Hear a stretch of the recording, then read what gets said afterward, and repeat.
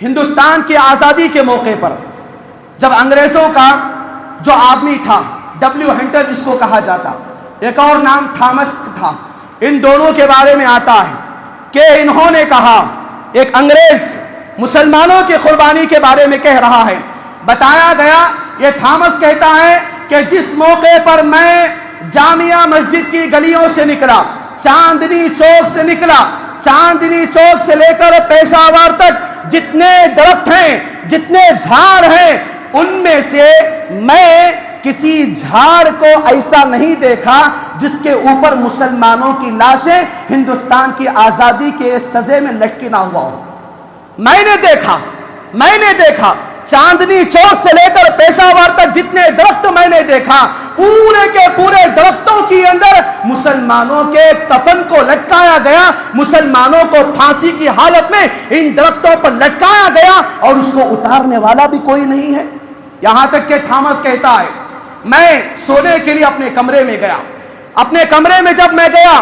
باہر کی آوازوں کو دیکھا، باہر جانے سے پہلے اپنے کمرے کے ونڈو کو کھولا،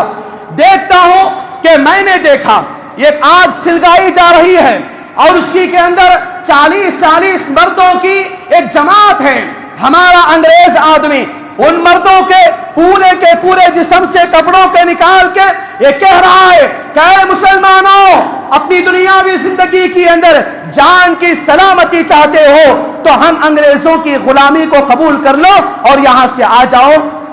تھامس کہتا ہے، بتاتا ہے میں نے دیکھا 40 لوگوں کی جماعت اپنے جسم سے کپڑے کو نکالنے کے لیے برداشت کر لیا، اور بتاتا ہے کہ انگریز کی بات کو قبول نہ کرتے ہوئے باقاعدہ یہ تھامس نے کہا 40 لوگوں کو تقریباً انگار کے گڑھے میں اپنے آپ کو کودنے کے لیے میں نے تیار ہوتے ہوئے دیکھا، لیکن ہم انگریزوں کی غلامی کو پسند نہیں کیا۔ اللہ اکبر۔ یہ قربانیاں تھیں جو اپنے زمانے کے اندر مکمل طور پر